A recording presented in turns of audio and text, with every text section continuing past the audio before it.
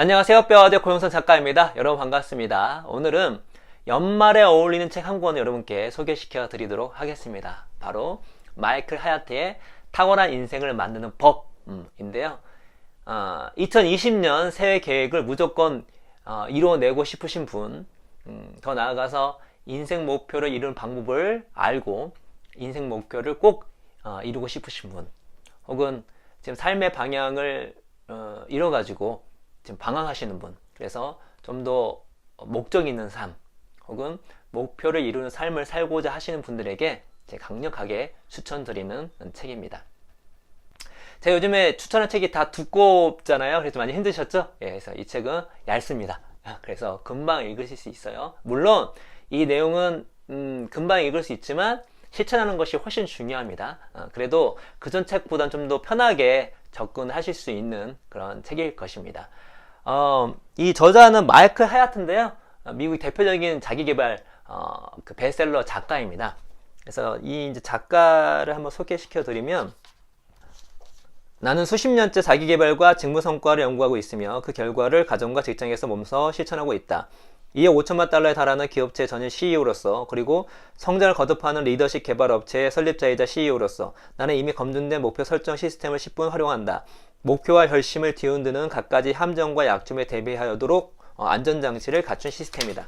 그간 내 인생에서 또 내 시스템대로 실천했던 수많은 사람들의 인생에서 놀라운 결과를 목격했다. 나는 해마다 1대1 코칭, 그룹 워크숍, 인생 최고의 해를 위한 5일 훈련 코스 등을 통해 수천 명을 이끌고 있다. 아울러 수백만 명이 내 블로그를 방문하고 내 팟캐스트를 들으면서 놀라운 경험을 하고 있다.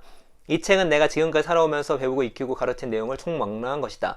책에서 제시한 프로그램은 수십 년간 실제 경험한 내용, 목표 달성 및 자기 개발에 관한 당대 최고의 연구를 바탕으로 완성되었다. 당신이 인생 목표를 달성하는 데 필요한 지혜를 모으고 용기를 키우고 열정을 강화하도록 확실히 도와줄 것이다 라고 얘기를 하고 있고, 이런 수익도 보여줘요. 지금부터 나와 함께 가자. 과거에 벌어진 일이 좋았든 나빴든 당신의 다가올 해를 인생 최고 해로 만들 수 있다. 심지어 심한 좌절감에 빠졌던 영역에서도 최고의 성과를 거둘 수 있다. 내가 그 방법을 알려줄 것이다. 이 책은 당신이 향후 12달 동안 가장 의미심장한 경험을 하게 해줄 초대장이다. 자신감이 있는데 이 자신감에 어울리는 그런 책입니다. 그러니까 저자는 본인이 일단은 성공을 한 사람이 성공한 기업가고요. 출판 쪽으로 해서 성공하신 분이고, 두 번째는 본인이 성공하는 게 아니라 코칭을 되게 많이 했습니다.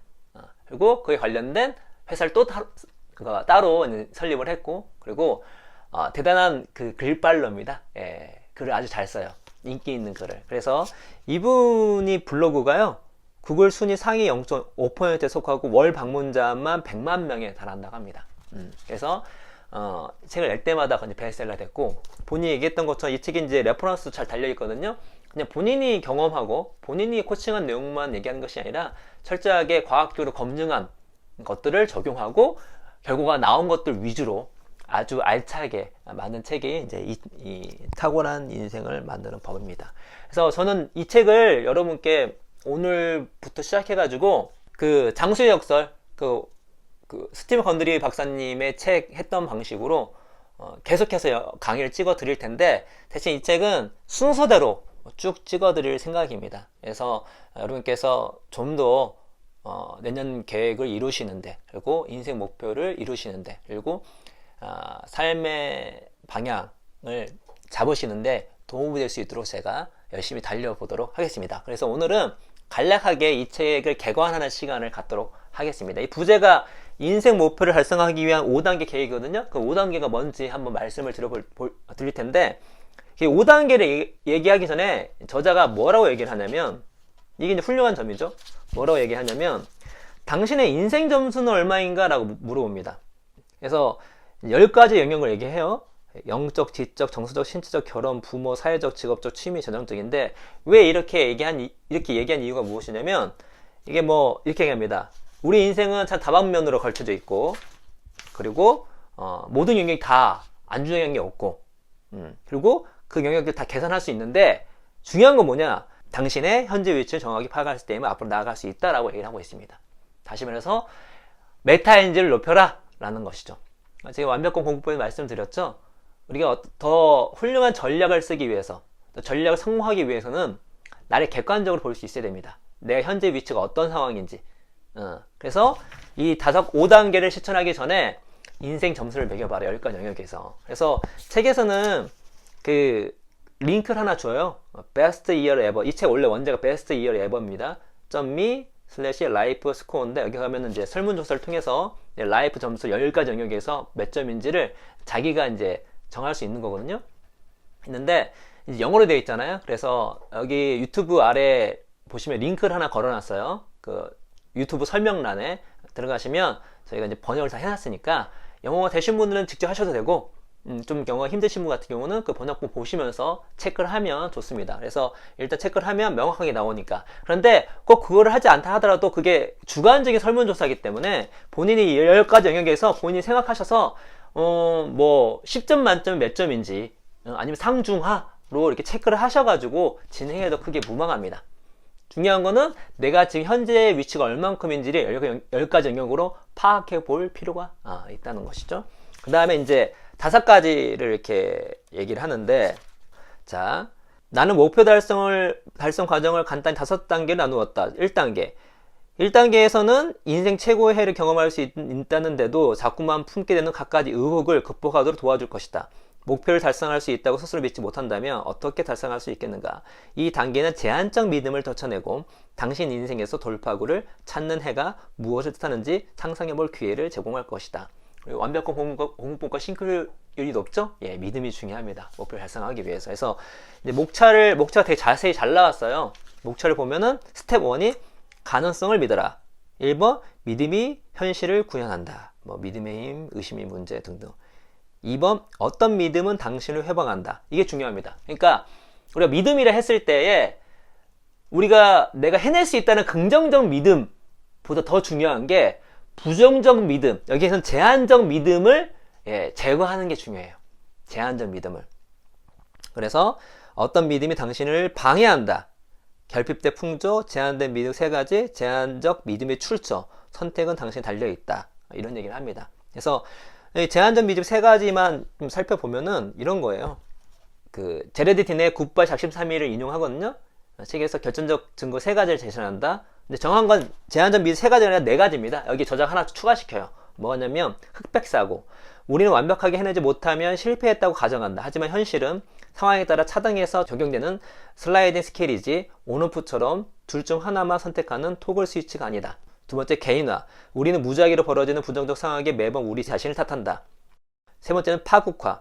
우리는 사소한 단서만으로도 최악을 가정한다. 여기에 하나 더 추가시킵니다. 저자는 일반화. 우리는 안 좋은 경험을 한 가지 하고선 전반적으로 다 나쁘다고 가정한다. 이런 것이 제한적 믿음인 거죠. 그래서 이러한 믿음은 도대체 어디서 오는 것일까 하면서 그 이후에 제한적 믿음의 출처를 얘기를 합니다. 그래서 그거를 제거할 수 있는 방법론을 제시하고 있죠. 그 다음에 믿음을 업그레이드 할 수 있다라는 이제 내용으로 이제 믿음에 관련해서 다양하게 얘기해 주는데 전 특히 제한적 믿음 부분이 되게 흥미롭게 다가왔습니다. 2번째는 과거를 잘 마무리하라. 그러니까 우리가 앞으로 나아가기 위해서는 현재 위치도 중요하지만 뭐요? 과거를 면밀하게 검토할 필요가 있습니다. 그래서 이 책에서는 일단 저자의 실패담이 나오는데 거의 그 배신을 당합니다. 저랑 싱크로율 높죠? 그래서 되게 공감이 많이 됐어요. 그래서 그런 것들을 단순히 내가 누군가의 실패를 하거나 어떤 배신을 당하거나 했을 때 그걸 냉정하게 바라봐야 돼요. 그리고 현실을 인정해야 됩니다. 왜냐면 그 친구가 저를 배신했지만 결국 그 모든 탓을 그 친구만으로 돌리면 안 되거든요. 실패 속에서 우리가 무엇을 배워야 되는데 어떻게 하면 우리가 실패 속에서 우리가 더 나아갈 수 있는 어떤 희망을 볼 수 있는지 그 방법을 잘 제시해 주고 있습니다.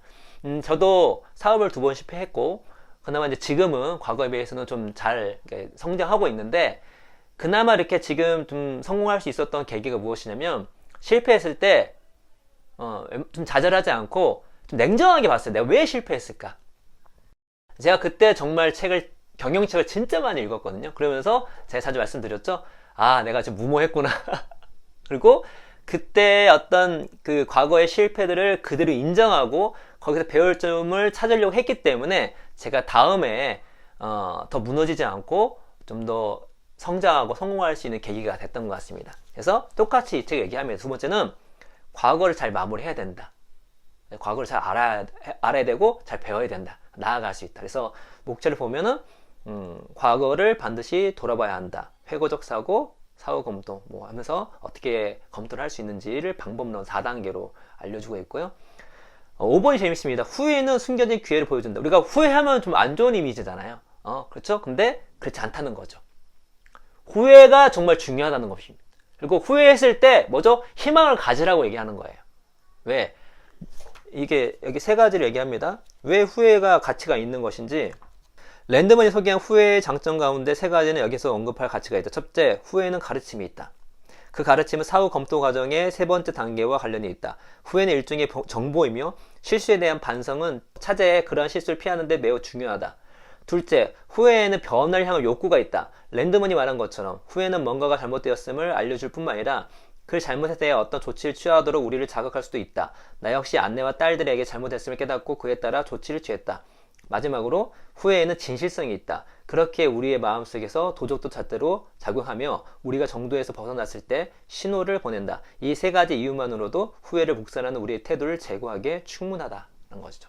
그래서 여러분 후회했습니까? 예, 가능성이 있는 것입니다. 희망이 있는 것입니다. 그 후회를 어떻게 한다? 예, 긍정적으로 내가 새로운 계획을 세우고 그 계획을, 그 목표를 이뤄나가는 원동력으로 삼을 필요가 있는데 어떻게 하면 삼을 수 있는지 이 책에 이제 자세히 나와 있습니다. 읽어보시면 되고, 그 다음에 범사에 감사해야 된다. 그러니까 후회하고 안 좋은 일이 있지만 돌아보면 또 감사할 일도 있잖아요. 그래서 감사를 어떻게 하면 좋은지, 감사가 어떤 어드밴티지, 장점이 있는지에 대해 얘기를 하고 있습니다. 세 번째는 미래를 설계하라. 이제 계획을 잡는 방법에 대해서 얘기하고 있는데요. 중요한 인생 목표에는 7가지 속성이 있다라고 하고 있습니다. 우리가 보통 목표를 세울 때 스마트 목표를 하잖아요. 여기는 이걸 조금 업그레이드 변형시킵니다. 그래서 스마터 목표 7가지를 얘기하는데요. 7가지가 명확성, 측정 가능성, 활동성, 위험성, 시간 기준, 흥미진진함, 적절성인데요. 저한테 좀 흥미로웠던 부분은 적절성이었습니다. 그래서 적절성 부분이 어떤 내용이냐면, 스마터 목표의 7번째 속성은 적절성이다. 효과적 목표는 당신의 인생과 적절히 어울려져야 한다라고 하면서 어떤 예시를 드냐면, 언론인 마이크 게일은 할 일 목록이라는 회고록을 쓰면서 그간의 삶을 찬찬히 돌아봤다. 36살 생일 게일은 자신이 이룬 게 하나도 없다는 생각에 몹시 괴로워했다. 그래서 목표를 세웠다. 그 수가 자그마치 1277개였다. 게일은 그중 1269개를 달성해냈다. 게일의 성과를 대단하다고 감탄하기 전에 그 과정에서 게일의 아내가 겪었을 고초를 생각해보라. 그러니까 이분은 고수예요. 고수입니다. 왜? 여러분, 고수의 사고법이 한 3가지가 있습니다. 다른 것이 있지만 제가 생각한 사고법이 3가지인데, 하나는 반선적 사고고요. 그 다음에 맥락적 사고고, 시스템적 사고입니다. 그래서 앞부분에 반선적 사고가 얼마나 중요한지, 지금 과거편이잖아. 그리고 맥락이 중요하다는 거예요. 단순히 그렇게 잘하는 게 중요한 게 아니라 뭐죠? 1227개를 했을 때에 되게 좋은 것 같지만 그 맥락을 한번 쳐다보라 이거예요. 어떻죠? 아내가 어땠을까라는 거죠. 책에서야 재밌게 풀어냈지만 직접 겪었다면 무척 힘들었을 것이다. 너무 많은 목표로 주변 사람을 힘들게 하지 말고 당신의 인생과 가치와 야망에 부합되는 목표를 7개에서 10개 정도 제한하도록 하라 라고 합니다. 현실적으로 얘기합니다. 그래서 너무 많이 할 필요 없다. 이게 좋아 보이지 결코 좋은 것이 아니다. 너의 목표는 뭐지? 너의 인생과 적절히 어울려져야 된다. 그러니까 우리가 목표를 달성했다고 성공을 하는 게 아닙니다. 자, 여러분, 성공의 정의가 뭐죠? 제가 말씀드리죠? 성공은 내가 원하는 가치를 얻는 거예요. 내가 소중한 가치를 얻는 겁니다. 근데 뭐죠? 내가 하나의 가치를 달성했어. 성공성이 보이지만 그 가치를 달성하기 위해서 내가 더 중요한 가치를 훼손시켰다면 그게 진정한 성공일까요? 그렇지 않다는 것이죠. 적절성. 그래서 여러분 맥락 안에서 잘 계획을 세울 필요가 있는 것입니다. 그렇죠? 그리고 성취와 습관을 함께 이거 재밌어요. 그래서 목표도 성취 목표와 습관 목표를 구분합니다. 그래서 어떻게 얘기를 하냐면, 당신 성취 목표와 습관 목표를 적절히 혼합해야 할 것이다. 두 목표를 언제 어떻게 활용하는지 아는 게 요령이다. 성취 목표는 정할 수 있는 범위나 제한된 기간이 있는 프로젝트에 적합하다. 그리고 습관 목표는 확정 가능한 범위나 제한된 기간이 없는 소망에 적합하다. 해서 이제 어떤 것이 성취 목표에 어울릴 수 있는지, 어떤 것이 습관 목표에 어울릴 수 있는지를 쭉 얘기해주고, 심지어 뭐까지 주냐면요, 마지막 뒷부분에 보시면 습관 목표와 성취 목표를 쓸 수 있는 템플릿의 예시를 보여줍니다. 그래서 이 템플릿은 저희가 따로 만들었거든요.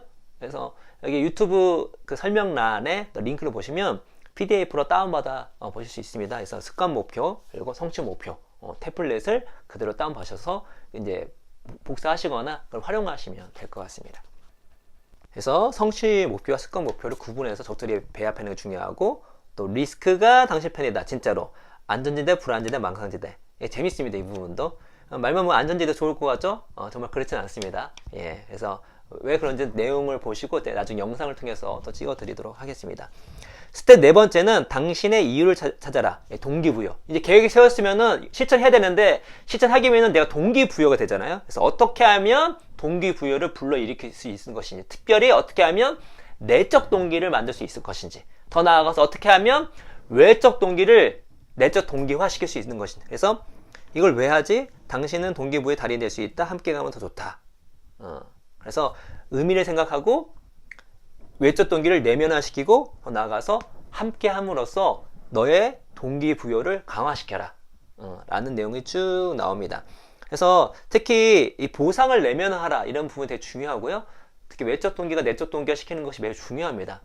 왜냐면 외적 동기라는 것은 외적 동기가 사라지면 스스로 할 확률이 떨어지지만, 내적 동기는 외부에 상관없이 내가 꾸준히 할 수 있는 것이니까. 근데 우리가 마냥 즐거워서 좋아서 하는 것도 있을 수 있지만, 대부분의 목표가 그렇지 않잖아요. 그렇지 않기 때문에 우리가 그걸 목표로 세운 거겠죠. 그게 내가 즐거운 일이면 이미 했겠죠. 그렇죠?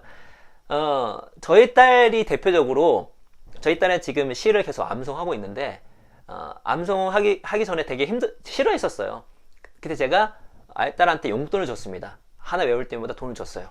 근데 지금 시를 암기한 지 3년이 넘어가고 있는데, 한 1년이 지나고 나서부터는 돈을 안 줍니다.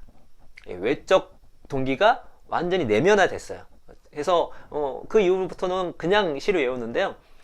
어떻게 내면화가 됐냐면, 첫 번째는 보니까 시를 외울 때는 아빠랑 같이 재밌게 지낼 수가 있거든요. 그래서 제가 좀 재밌게 하려고 노력하고 있습니다. 그래서 즐거운 시간이 됐어요. 아빠랑 같이 노는 시간, 재미있게. 두 번째로는 자존감이 많이 높아졌습니다. 왜냐면 이게 저희 딸이 뭐 다방면을 툭줄한 건 아니지만, 얘가 시를 이렇게 암송을 하면 주변 사람들 좋아하는 거예요. 그리고 취미나 특기를 할 때 되게 유니크합니다. 그러니까 시 암송을 특기 가진 친구들 못 봤대요. 그러니까 자기만 하니까 자존감이 높아지는 거죠. 그리고 시를 많이 외우면 여러분 시를 그냥 짓습니다.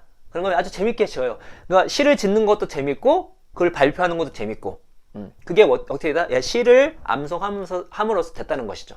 다시 말해서 우리가 내적 동기라면 할 수 없기 때문에 외적 동기, 어떤 보상을 내면화시키는 게 되게 중요합니다. 그래서 내적 동기화 시키는 게 중요한데, 이 내용이 나와 있습니다. 다섯 번째는 이제 실제 이제 동기부여가 됐고, 그 다음에 실행을 하는데, 또 실행을 어떻게 하면 잘할 수 있는지에 대해서 나옵니다. 그래서 뭐 시작의 기술부터 설립길도 한 걸음부터 쭉 나오고, 당신의 성공의 방향세를 당길 수 있다. 다섯 번째가 뭐가 있냐면 액티베이션 트리거 방법을 알려주거든요. 그러면서 이렇게 앞부분과 연결이 돼요.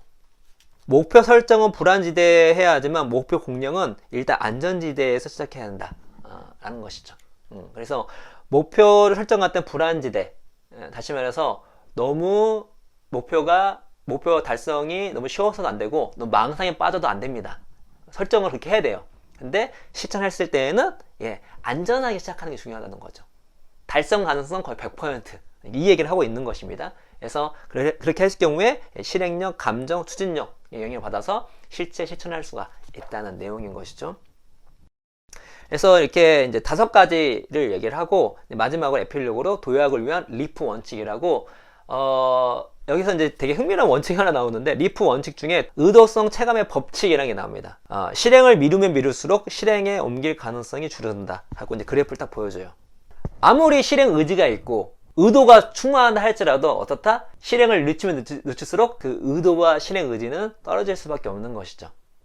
그래서 마음에 들었을 때는 고민하지 마라. 당장 시작하라. 그래서 어떻게 하면 당장 시작할 수 있는지 관련된 내용이 나와 있습니다.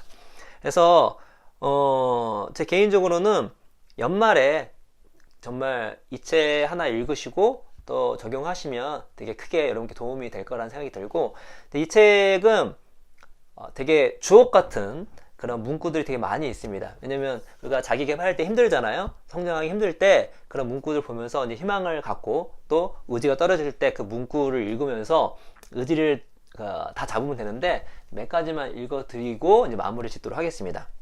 인생 최고의 해는 아직 오지 않았다. 당신이 할 수 없다고 생각하는 게 뭐든 누군가 나타나 그걸 해낼 것이다.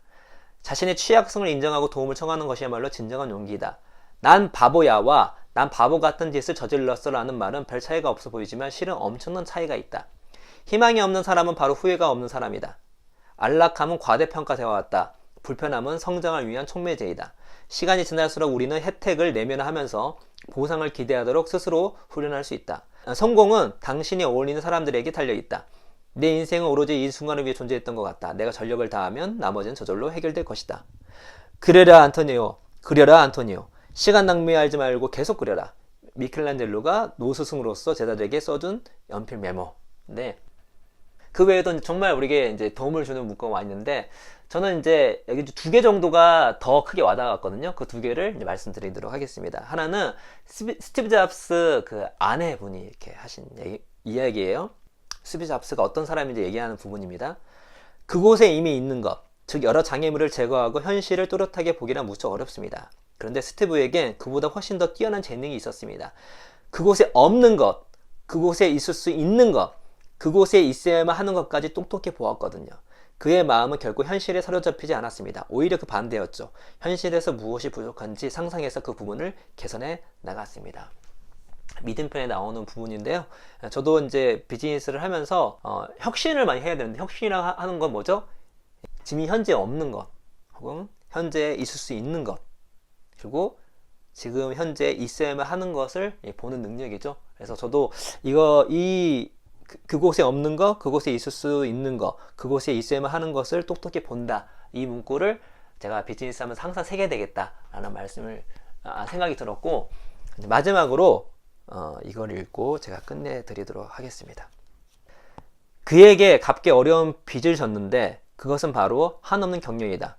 오랫동안 그는 나의 유일한 독자였다. 순전히 그 친구 덕분에 내 허튼 소리가 개인적 취미로 끝나지 않을 수 있었다.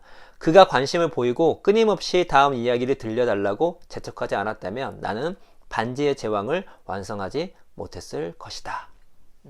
이 이야기를 한 사람이 바로 반지의 제왕을 쓴 돌킨입니다. 돌킨. 돌킨이고, 여기서 말한 톨킨을 강력해 주었던 사람이 C.S. 루이스인데요. 제가 정말 좋아하는 사람이 C.S. 루이스입니다. 근데 실제로 C.S. 루이스 또한 톨킨한테 엄청난 도움을 받았는데, 이걸 보면서 우리 뼈아대 채널이, 그리고 신박사 TV와 체인지 그라운드가 여러분의 C.S. 루이스가 되면 좋겠다는 생각을 했습니다. 그래서 이 영상을 보고 계시는 우리 뼈독자 여러분들의 여러분의 인생의 반지의 제왕을 쓰시는데, 또 완성하는데 저희 채널이 C.S. 루이스처럼 격려하고 또 도움을 드리는 그런 채널이 됐으면 좋겠다는 생각이 들고, 그래서 저희는 여러분을 항상 응원하고 격려하고, 또 여러분께서 여러분의 인생의 반지의 제왕을 쓰실 수 있을 때까지 끝까지 포기하지 않고 여러분을 도와드리고 같이 성장하는 저희들 되도록 노력하겠습니다. 오늘 이야기는 이것으로 마치도록 하겠습니다. 여러분 감사합니다.